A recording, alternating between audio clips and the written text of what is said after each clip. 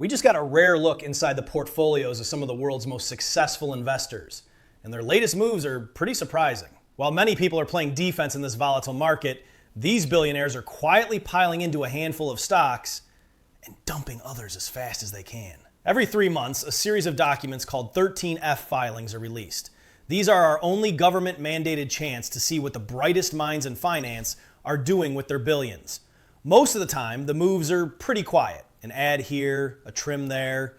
But the third quarter of 2025 gave us some fascinating and very different strategies. In this video, we're breaking down 4 key stocks that could signal where the smart money is heading next. We'll look at why a legendary investor is finally taking some profits on one of the greatest investments in history. We'll also uncover why a massive charitable foundation started by a tech icon is aggressively selling down its namesake stock.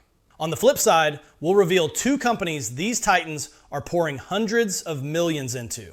One is a massive bet on the future of artificial intelligence, and the other is a surprisingly boring business that just keeps printing cash. You'll definitely want to see this. Let's kick things off with the biggest name of them all, Warren Buffett. When Berkshire Hathaway makes a move, the entire world pays attention. In this quarter, the move they made was in their single largest and most successful investment of the last decade, Apple. According to Berkshire Hathaway's latest 13F filing, the firm sold a chunk of its Apple stock in the third quarter. Analysis of the filing shows a reduction of about 14.92%, which comes out to around 42 million shares. Now, before anyone panics and sells their iPhone, let's put this in perspective. Apple is still, by a country mile, Berkshire's #1 holding. The remaining stake is worth a staggering $60.66 billion and makes up over 22% of their entire stock portfolio. So Warren Buffett is far from bearish on Apple. So what does this sale signal? It really boils down to one word: prudence. Buffett's whole philosophy, learned from his mentor Benjamin Graham, is to buy wonderful companies at a fair price. Berkshire started buying Apple in a huge way back in 2016. At the time, Wall Street was worried about iPhone sales and a lack of innovation. The stock was trading at a reasonable price to earnings ratio, or PE, of around 16. Buffett saw a fantastic company with an army of loyal customers and a powerful brand, all selling for a fair price. So he bought and he kept on buying. Fast forward to today, Apple's stock has shot to the moon and its valuation has ballooned. It now often trades at a PE ratio north of 30. For a company this big, that's a rich valuation that suggests a lot of future growth is already priced in. After watching the stock climb 24% in the third quarter alone, it's no surprise to see Berkshire taking some chips off the table. This is a classic move for a disciplined investor. When one stock grows to be such a massive part of your portfolio, it introduces a lot of concentration risk, even if it's a phenomenal company. Trimming the position lets Buffett lock in some unbelievable gains, rebalance the portfolio, and free up cash for new opportunities. The key takeaway isn't that Buffett has lost faith in Apple. Far from it. The takeaway is that he's a rational investor who is managing his portfolio like a master. But Buffett isn't the only icon making waves by selling a tech titan. Our next move is just as symbolic and maybe even more telling about the risks some investors see in the market today. If Warren Buffett selling Apple is a big deal, you can imagine the headlines when the foundation started by Bill Gates starts aggressively selling Microsoft. That's exactly what we saw happen in the third quarter of 2025. The Bill and Melinda Gates Foundation Trust, the massive $36 billion fund that manages the Gates Endowment, made a jaw-dropping move. Its 13F filing revealed that the trust dumped roughly 17 million shares of Microsoft, slashing its position by a staggering 65%. This single move brought in an estimated $8.7 billion in cash. For years, Microsoft was the bedrock of the foundation's portfolio. At the end of last quarter, it was a massive position, making up over 27% of the trust's assets.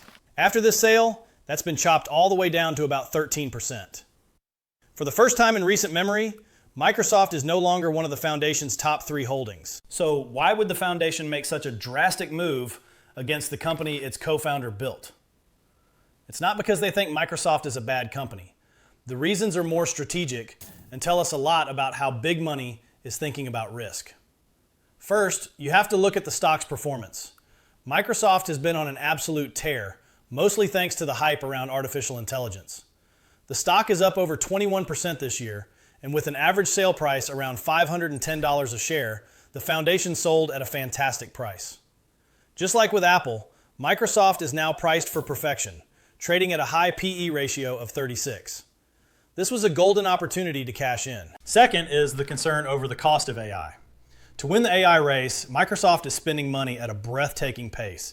The company recently warned that its capital expenditures could hit $35 billion in a single quarter. While these investments are key to future growth, they can squeeze profits in the short term. This level of spending adds a new layer of risk, even for a giant like Microsoft. Finally, and maybe most importantly, this is about responsible management. The Gates Foundation's main goal isn't to chase the highest possible returns, it's to fund its global charity work. With such a huge, concentrated position in a stock that just had a historic run-up, rebalancing was simply the smart thing to do.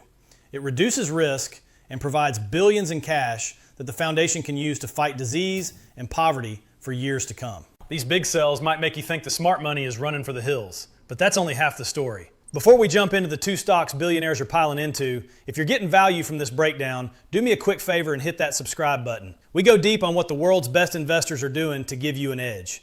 All right, let's get to the buys. The first is from an investor many call the greatest of our generation. When investors talk about the all-time greats, the name Stanley Druckenmiller is spoken with a special kind of respect. For 30 years, his fund delivered jaw-dropping average annual returns of 30% without a single losing year. Today, he manages his own family office, and his moves are watched like a hawk. Unlike Buffett, who looks for stable businesses, Druckenmiller is a macro investor. He spots huge economic or tech trends and makes massive, concentrated bets on the companies he thinks will win. And in the third quarter of 2025, he made one of his biggest bets even bigger. Druckenmiller's firm loaded up on Natera, a specialized genetic testing company.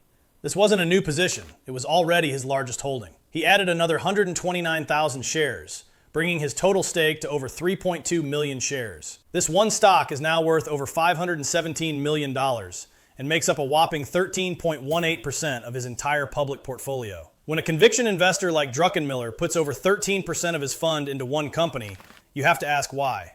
So what is Natera?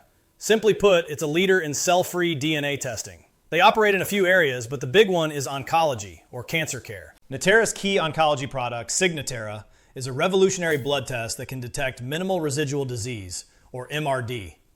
After a patient has surgery or treatment for cancer, doctors need to know if any cancer cells are left. Signatera can find tiny fragments of cancer DNA in the blood, telling doctors if the cancer is truly gone or if it's coming back, long before a scan could. This is a total game changer for cancer treatment. This is exactly the kind of transformative tech Druckenmiller loves. His bet isn't on next quarter's earnings. It's on a multi-year, paradigm-shifting trend. And the numbers back it up. Natera is in hyper-growth mode, with third quarter revenue hitting over $592 million, a nearly 35% jump from last year. Its oncology division is growing even faster. This is the kind of explosion that shows a company is taking over a massive new market. Druckenmiller is betting that this kind of testing will become the standard of care for millions of cancer patients around the world. Druckenmiller's bet is on a high-tech, high-growth future. But not every billionaire is chasing a revolution. Our final stock shows a completely different path to building wealth. Our final investor is another legend, but one who plays a very different game. His name is Seth Klarman, and his firm is the Baupost Group. Klarman is a classic, risk-averse value investor, often compared to a young Warren Buffett. His motto is margin of safety, which means his first priority is not losing money. So when Klarman not only buys a stock, but more than doubles down, making it the single largest holding in his portfolio, it's a massive signal. In the third quarter of 2025, that's exactly what he did with Restaurant Brands International, or RBI. Baupost Group boosted its stake by over 103%. RBI is now Klarman's number one position, making up over 11% of his $4.7 billion portfolio. So what is this company that has earned so much of his conviction? It's the parent company of some of the most famous fast food chains on the planet: Burger King, Tim Hortons, and Popeyes. At first glance, this seems almost boring compared to Natera's cancer detecting tech. But for a value investor like Klarman, boring is beautiful. He isn't buying a story, he's buying a business model. And RBI's business is a fortress. The vast majority of its 32,000 plus restaurants are franchised. This means RBI doesn't have to deal with the daily cost of running the stores. Instead, it collects predictable, high-margin cash in the form of royalties from its franchisees. It's a model that generates immense and reliable cash flow. Klarman's play here is built on defense and predictability. In a shaky economy, people don't stop drinking coffee or eating burgers. These are affordable habits. The brands are iconic, with a global footprint that's nearly impossible to copy. Sales are growing at a steady 7% clip, and the company delivers solid profits. Plus, the valuation is reasonable. Unlike high-flying tech stocks, RBI trades at a more modest PE ratio in the low 20s and pays a healthy dividend of around 3.5%. For Klarman, this is the perfect mix of stability, modest growth, and income. He isn't trying to hit a home run. He is buying a quiet compounder, a business that can reliably grow its earnings year after year with very little drama. So what have we learned from this peek behind the curtain? The biggest takeaway is that there is no single playbook the world's best investors are following. We see legends like Warren Buffett and the Gates Foundation prudently trimming their biggest tech winners, not out of panic, but as a disciplined way to manage risk after a huge run-up. At the same time, you have other titans putting massive amounts of cash to work. Stanley Druckenmiller is making a concentrated bet on Natera, a company he believes is at the center of a medical revolution. Meanwhile, Seth Klarman is doubling down on the quiet, predictable cash flow of Restaurant Brands International, a bet on stability in an unstable world. The smart money isn't all moving in one direction. It's diversifying strategies, taking gains where things look expensive and buying into new opportunities, whether they're in high-growth tech or defensive consumer brands. Understanding these different moves can give all of us a better perspective on how to navigate this complex market. What do you think of these moves? Which of these stocks is on your watch list? Let me know in the comments below. Thanks for watching, and I'll see you in the next video.